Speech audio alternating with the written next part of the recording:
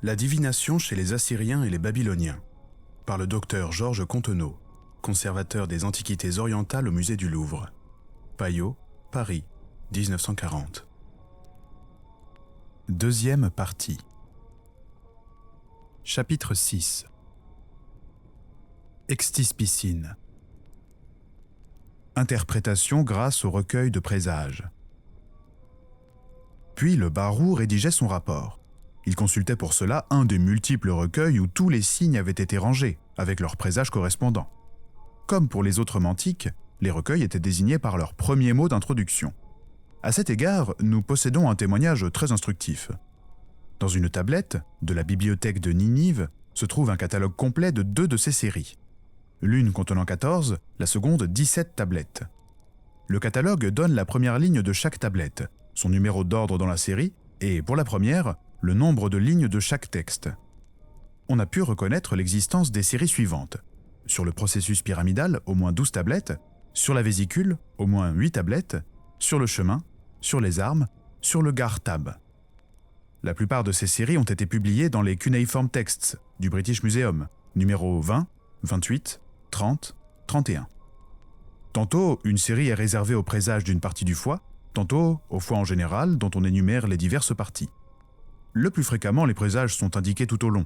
Parfois, leur valeur seule est donnée en abrégé. Bon, mauvais. Le Barou ayant consulté ces recueils, s'il ne les connaissait pas par cœur, ce qui est plus vraisemblable, étant donné le caractère de l'instruction des prêtres mésopotamiens, et ayant tiré les présages des signes qu'il avait constatés, n'avait plus qu'à rédiger son rapport, véritable consultation en forme de procès-verbal de ce qu'il avait vu. Ce rapport dûment signé était envoyé au consultant. Nous avons vu que c'était presque toujours le roi. Voici un exemple de ces rapports officiels. Début de citation. Il y a un lieu. Le chemin est double. Celui de gauche croise celui de droite. Les armes de l'ennemi feront rage contre les armes du roi. Il n'y a pas de cale. Une protubérance se trouve sur le côté droit du lieu, ruine de l'armée ou de sanctuaire. La portion gauche de la vésicule biliaire est ferme. Ton pied écrasera l'ennemi. Le doigt et le petit doigt sont normaux. La partie arrière du foie est abîmée sur la droite. Blessure à la tête. Changement de plan de campagne de l'armée.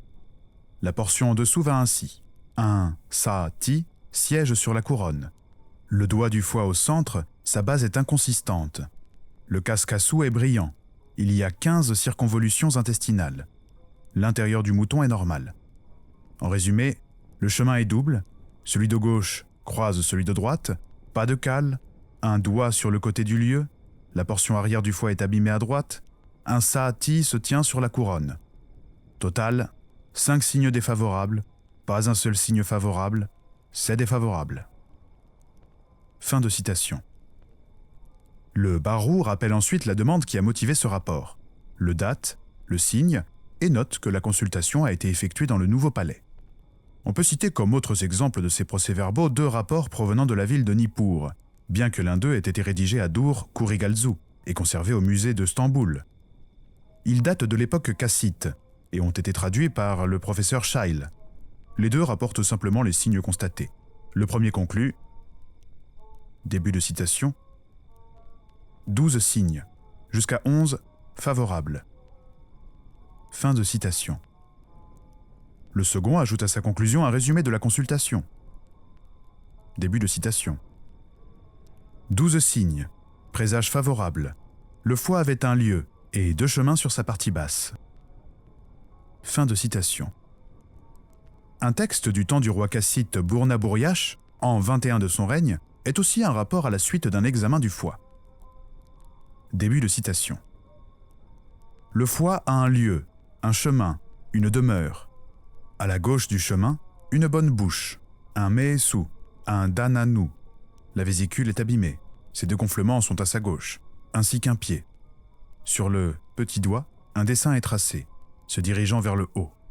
Le haut de sa tête est gonflé. La tête du doigt est dressée. Sa base est resserrée. Les impressions sont instables. Il y a 12 circonvolutions intestinales. Fin de citation.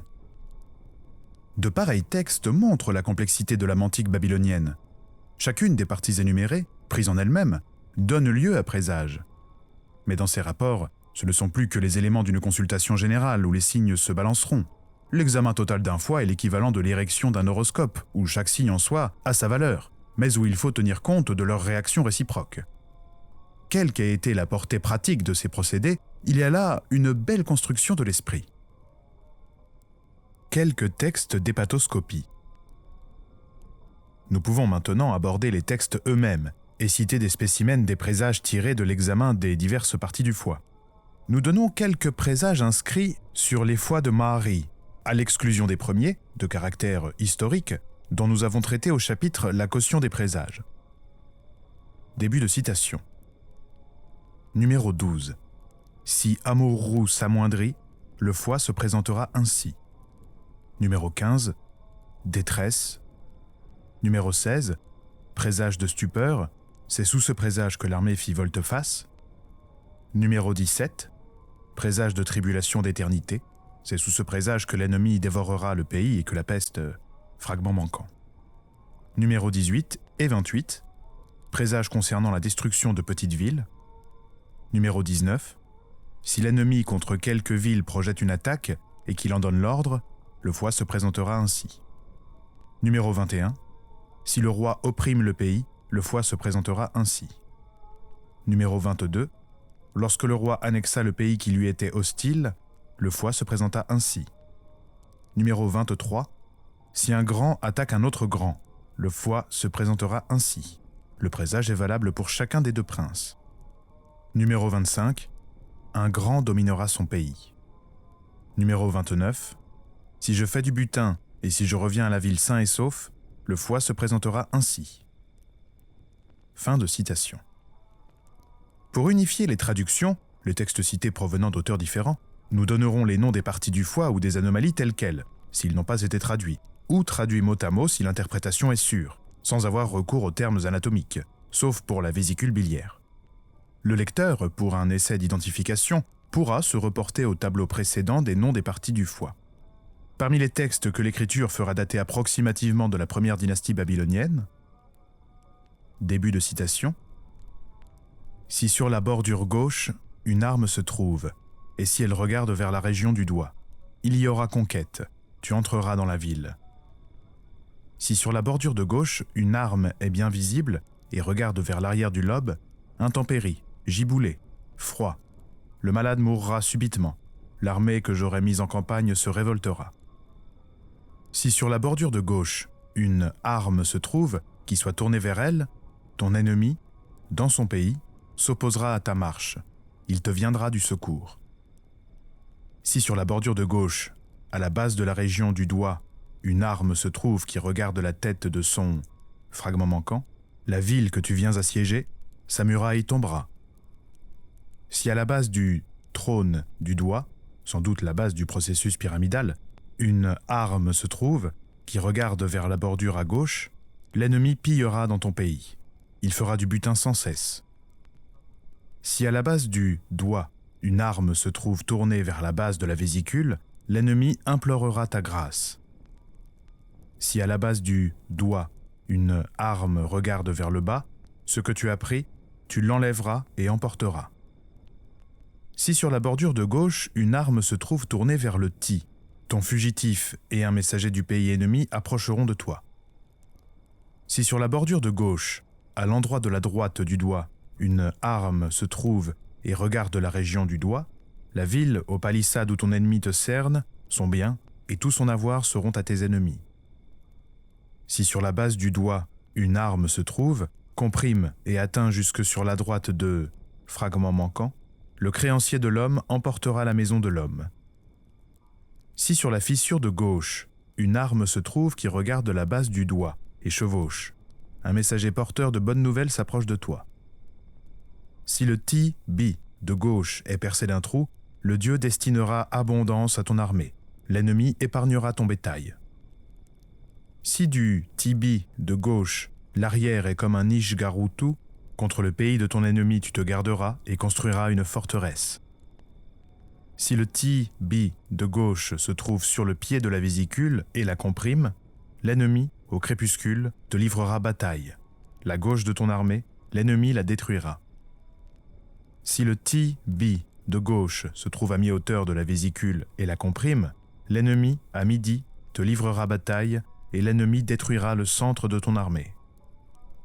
Si le TB de gauche se trouve à la tête de la vésicule et la comprime, l'ennemi, au matin, te livrera bataille. L'ennemi détruira la droite de ton armée.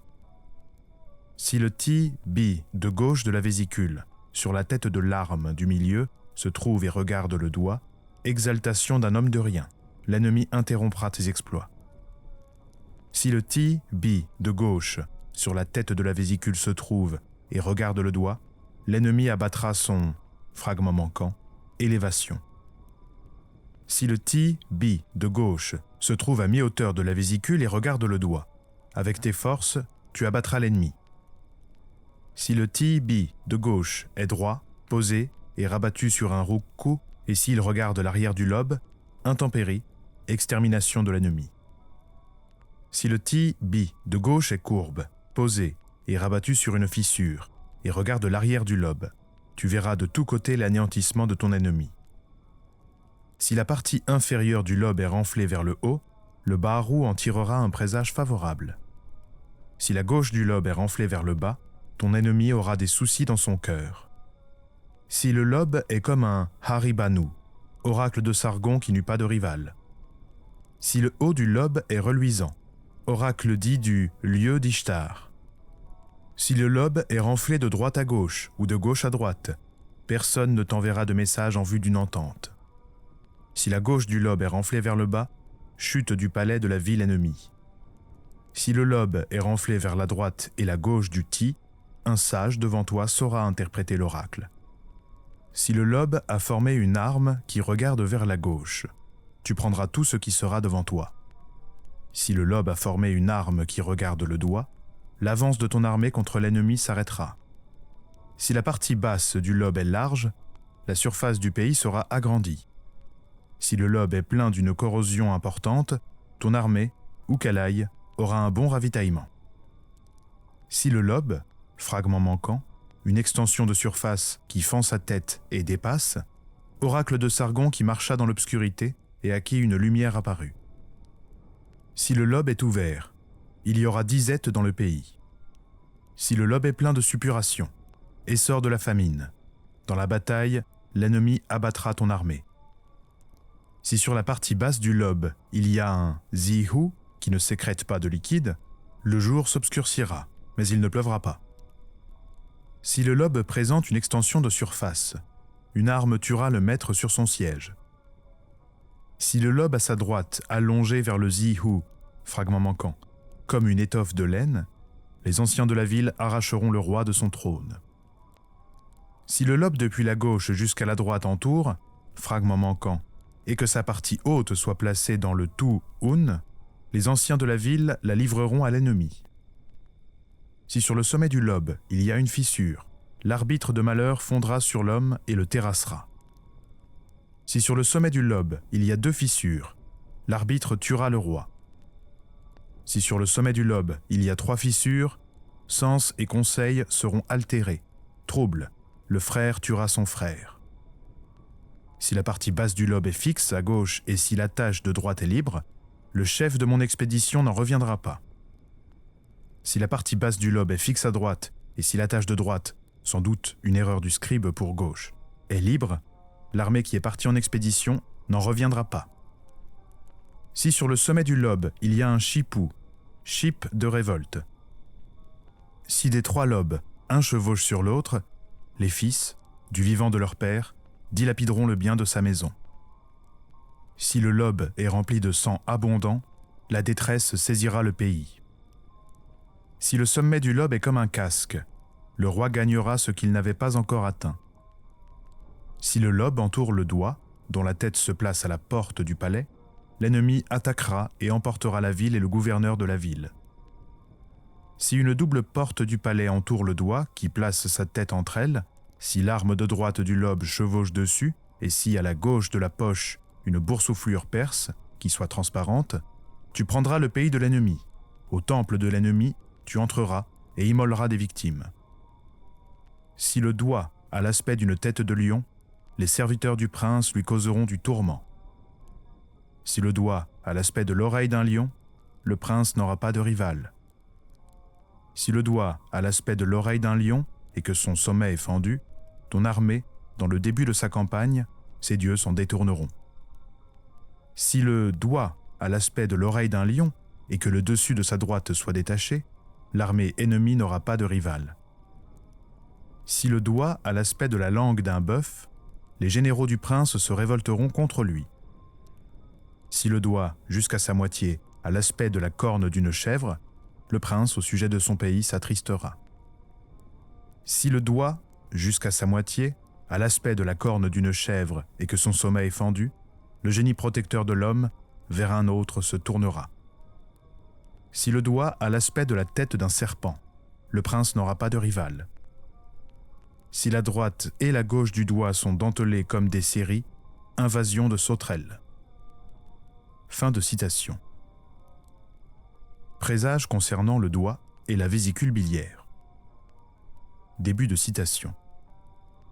Si le doigt s'écarte et que la vésicule soit vue sur sa droite, le roi d'Amurru surgira, et le roi d'Akkad s'emparera du trône.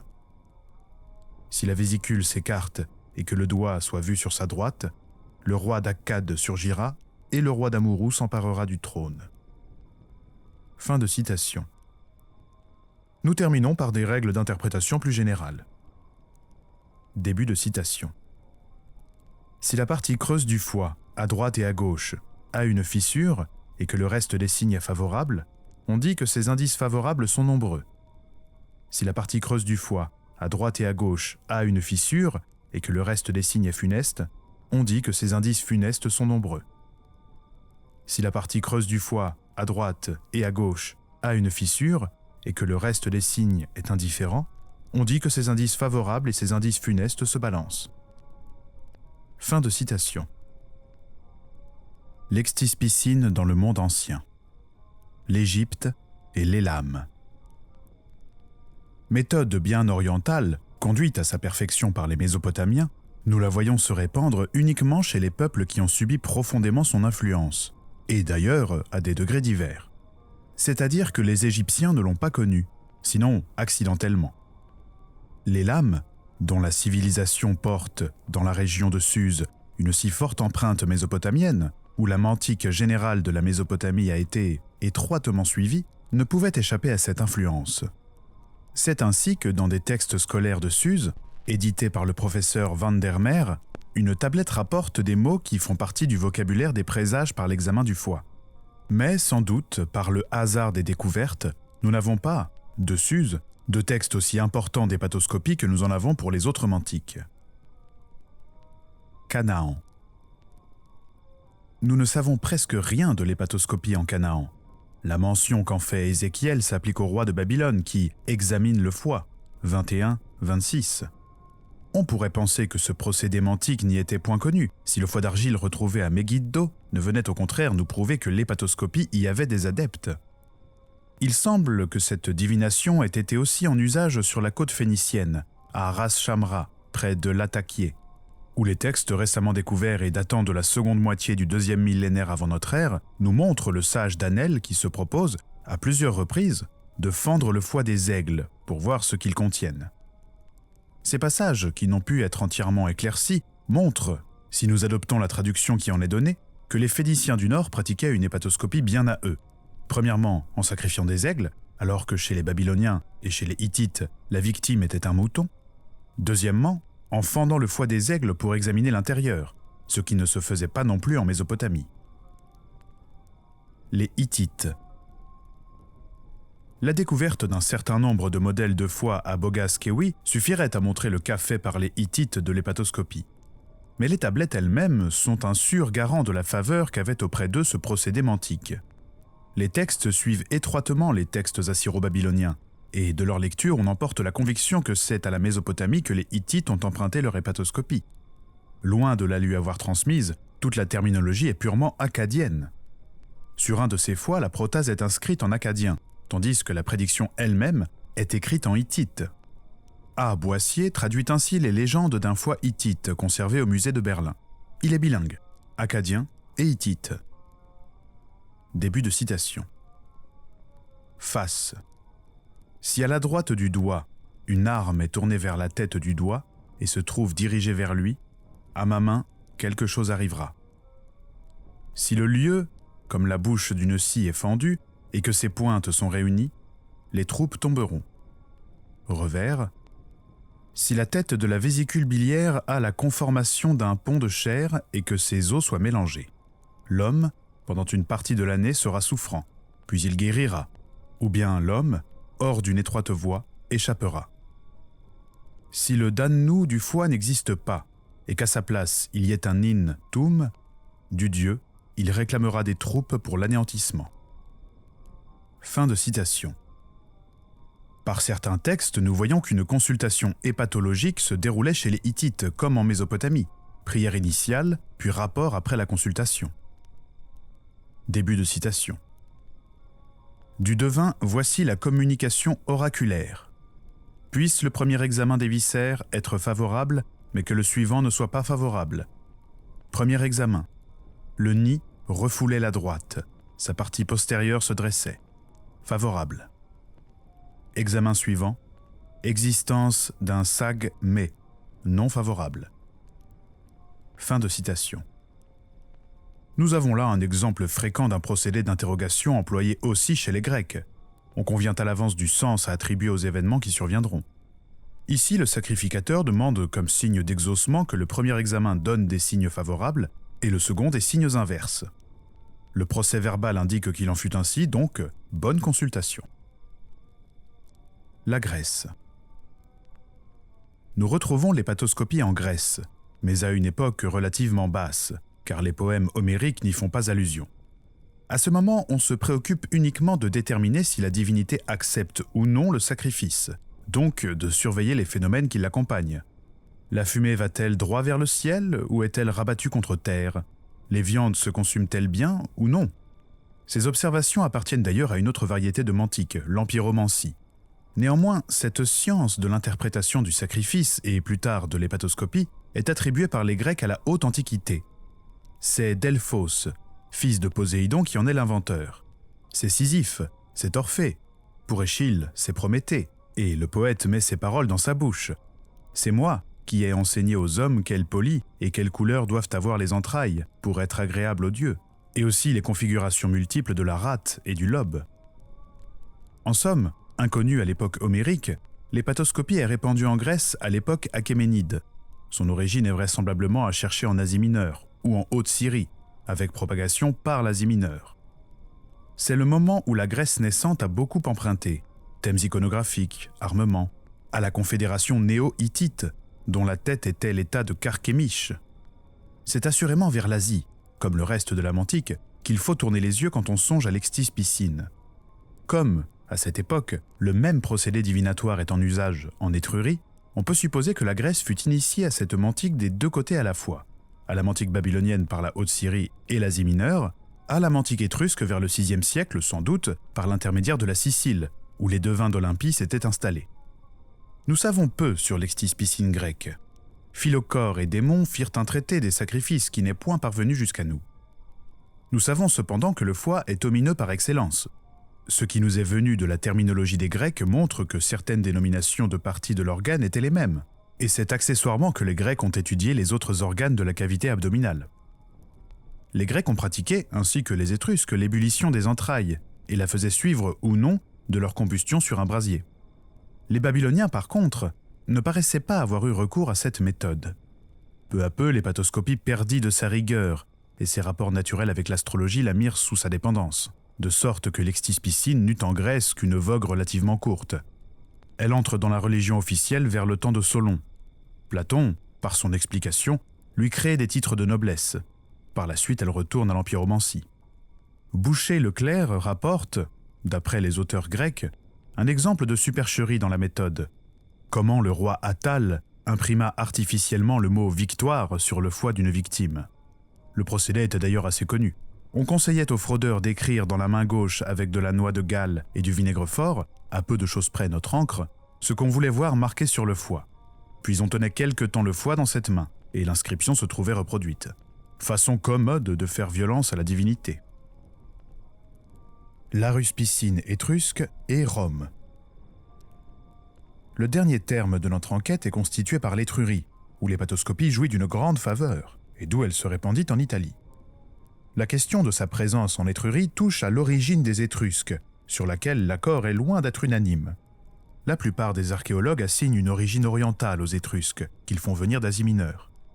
Ils auraient transporté avec eux la civilisation orientale, dont tant de traits se retrouvent dans l'ancienne Étrurie. D'autres, cependant, tels que Schuchart, considèrent les Étrusques comme autochtones, opinion qui paraît maintenant gagner du terrain en Italie, et que je ne partage pas. A. Pigagnol, plus nuancé, s'exprime ainsi. Les marins de race mêlée qui fondèrent des établissements en Occident au 7e siècle s'installèrent en Étrurie chez le puissant peuple des Villanoviens. Plus tard, ces premiers émigrants furent soumis à leur tour par des colons venus d'Asie mineure, les Tyrrhéniens. Il faudrait donc distinguer en Étrurie, outre une population indigène barbare et pauvre, une couche d'envahisseurs septentrionaux venus du Danube et 2 flots de colons venus d'outre-mer. Sans insister sur cette controverse qui dépasse le cadre de ce volume, le fait même de la présence en Italie de l'hépatoscopie, méthode orientale et plus exactement babylonienne, indique un apport de l'Orient. Et cet apport se révèle de grande importance si l'on songe que l'Étrurie fournit à l'Italie des devins au courant des méthodes orientales. La classe dirigeante, sans doute celle des conquérants, semble avoir exercé la prêtrise divinatoire en Étrurie, et, comme en Orient, des prêtresses étaient attachées au culte. Peu à peu, les aruspices furent recrutés dans toutes les classes, et il se fonda des collèges pour l'enseignement du procédé divinatoire. Les Romains, subissant le prestige de cette science, s'attachèrent à la conserver aussi pure que possible, et prirent l'habitude, dès Romulus, de recourir aux aruspices toscans dans le cas d'interprétations officielles. Le rituel est censé remonter à Numa, les Tarquins le respectent. Cette dépendance de Rome à l'égard de la science étrusque devenait manifeste quand Rome et l'Étrurie étaient en état d'hostilité. Rome devait alors consulter, pour l'explication des importants présages, l'oracle de Delphes. Peu à peu, les Romains essayèrent de se passer des Toscans, mais ne purent y parvenir. Les aruspices étrusques excellaient toujours dans l'interprétation des organes internes des victimes. On les consultait de partout, et Cicéron rapporte le mot de Pacuvius sur ces gens qui trouvaient plus d'esprit dans le foie d'autrui que dans le leur. Lors de l'unification de l'Italie, les aruspices devinrent collèges officiels, étant entendu qu'on s'efforçait d'en recruter les membres parmi les descendants des anciennes familles sacerdotales de l'Étrurie. Nous retrouvons parmi eux des situations privilégiées, telles que les aruspices des Augustes César, tout comme il y avait des barous officiels à la cour des rois d'Assour et de Babylone. Les empereurs romains durent s'occuper à plusieurs reprises des aruspices, notamment Aurélien, qui se méfiait à juste titre des aruspices d'armée, les soldats n'ayant que trop tendance à renverser les empereurs. Bien entendu, tous les aruspices n'eurent point véritablement une origine étrusque, mais on affecta de le croire, et tous les aruspices, quelle que fût d'ailleurs leur origine, passèrent pour des Toscans, comme tous les astrologues étaient des Chaldéens. Les aruspices, inspecteurs de la victime, ou des entrailles selon l'étymologie acceptée, connaissaient 2 sortes de sacrifices. Les uns pour immoler un animal à la divinité, hostiae animales, les autres pour fournir matière à consultation, hostiae consultatoriae. Nous ne connaissons pas la méthode exacte d'examen des aruspices. Elle a dû différer de celle des autres peuples qui ont pratiqué l'extispicine, et Cicéron lui-même nous rappelle qu'il y eut plusieurs disciplines, étrusques, égyptiennes, carthaginoises. Avant le sacrifice, des prêtres invoquaient la divinité, et c'est à ce moment, croyait-on, que les dieux modifiaient les parties à examiner dans le sens de la réponse. Chaque partie du foie étant consacrée à une divinité, les présages étaient relatifs à la terre, à l'eau, au feu. De même que les Babyloniens, les Étrusques tenaient d'abord compte de l'aspect général des organes, mais ils poussaient plus loin l'examen, s'adressant à 5 autres parties fatidiques, d'où extispicine, la rate, l'estomac, les reins, le cœur, selon Pline à partir de 274 avant notre ère, les poumons. Dans le foie, on distinguait une face qui représentait les intérêts du consultant, pars familiaris, l'autre pour ceux de ses ennemis, pars hostilis. Les fissures qui déterminent les lobes se subdivisent d'eux-mêmes, fissum familiaris, fissum hostile. Ces lignes étaient assez importantes pour avoir donné naissance à des termes de métier, inspecteur des fissures, fissiculatores. Plus elles étaient fines et délicates, meilleures elles étaient. Les saillies du foie, fibrae, étaient des lieux d'élection de présages. Ainsi, le processus pyramidal, ou tête du foie, caput iecoris ou iechinoris, paraissent coupés du lobe par une fissure, caput caesum. C'était signe de révolution. La saillie des veines à la surface du foie était de grande importance, et c'est sans doute ce que les Babyloniens entendaient sous le nom d'armes. Le vocabulaire des devins étrusques pour nommer les diverses parties du foie était aussi riche que celui des barous babyloniens. Venait ensuite un temps du rituel qui manque dans celui de la Mésopotamie, ébullition des extats, puis leur combustion sur l'autel, et nous rejoignons ainsi l'empiromancie.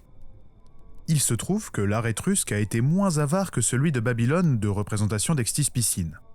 Tout d'abord, nous avons le foie de bronze, trouvé à Piacenza vers 1877, et qu'on date environ du 2e ou 3e siècle avant Jésus-Christ. On y distingue la vésicule biliaire, flanquée d'un côté du processus pyramidal, de l'autre du processus papillaire. Toute la surface est divisée en cases régulières où se trouvent les noms des divinités. On voit ainsi que chaque partie du foie intéressera le domaine de ces divinités, air, eau, feu, terre, etc. Ceci est très différent de l'hépatoscopie babylonienne et montre une méthode ayant déjà perdu son autonomie pour se rapprocher de l'astrologie, où les signes du zodiaque et les astres prédisent aux divers organes du corps. Le deuxième monument est une urne d'albâtre du musée de Volterra. Sur le couvercle se voit un personnage, sans doute un aruspice, tenant dans sa main gauche un foie représenté de façon schématique, comme celui de Piacenza. Le troisième, de belle qualité artistique, est un miroir toscan du musée grégorien, à Rome. Il représente le génie de l'extis piscine sous les traits d'un vieillard à longues ailes, qui se penche sur un autel où se voient les poumons de la victime encore adhérents à la trachée. Il tient de la main gauche un foie, et il approche de cet organe sa main droite, qui ne tient aucun instrument. Le nom du personnage nous est donné, Calcas, célèbre dans la Mantique. Examen des intestins. En même temps que le barou examinait le foie, nous avons vu qu'il inspectait les parties adjacentes, le palais du foie, et les rapports tiennent compte de l'état des intestins. Mais il y a aussi une mention du nombre des circonvolutions intestinales. C'est ainsi qu'il faut entendre le terme de « irre shahiruti ». Le nombre de ces circonvolutions, leur arrangement, donnait lieu à des présages, comme le prouvent certaines tablettes, où se trouvent reproduites les masses intestinales diversement groupées, parfois d'ailleurs de façon fantaisiste. Comme nous l'avons vu pour certaines parties du foie, les devins avaient pensé tirer présage de la conformation extérieure de l'animal à sacrifier, pour indiquer d'avance combien on y pourrait compter de circonvolutions intestinales. Le début du texte que nous avons cité, page 255, s'exprime ainsi. Début de citation. « Si le mouton a de petites oreilles, et que sa bouche, ses oreilles, son museau, sa patte, son sabot soient noirs, il a 14 circonvolutions intestinales. Si le mouton a de longues oreilles, et que sa bouche, ses oreilles, sa patte et son sabot soient noirs, il a 10 circonvolutions intestinales. Si le mouton a un cou gros, et que ses yeux sont rouges, il a 14 circonvolutions intestinales. Si les sabots d'un mouton reposent l'un sur l'autre, et que le milieu de son corps est mince, il a 15 circonvolutions intestinales, comme présage dévastation. Si le mouton est extrêmement puissant, que ses yeux louchent, et que sa toison soit comme celle d'un mouton de sacrifice, il n'a pas de circonvolutions intestinales. Si le mouton a l'aspect de la plante Arantu, et que ses cornes soient petites, il a 14 circonvolutions intestinales. Fin de citation. Il est vraisemblable, lorsque le texte nous dit que le mouton n'a pas de repli de l'intestin, qu'il faut entendre une disposition d'apparence continue, à l'exclusion de celle représentée figure 11. Les présages tirés de l'intestin du foie font l'objet de nombreuses tablettes. Nous y voyons qu'on examinait, en plus du nombre de ces replis, ce qui les entourait, le palais des intestins, leur état, leur couleur, l'appendice, iru atru, le côté vers lequel, à première vue, se dirigent les courbes des circonvolutions. Leur nombre dans les textes n'est jamais inférieur à 10, ni supérieur à 16. Enfin, le contenu des intestins. De tels présages sont encore plus obscurs que ceux du foie dont le domaine est mieux limité. D'ailleurs, la quantité d'organes ou de parties d'organes citées est telle que l'on ne peut être assuré qu'il s'agit toujours du foie. Il est possible que l'examen des viscères ait été plus complet que nous l'imaginons.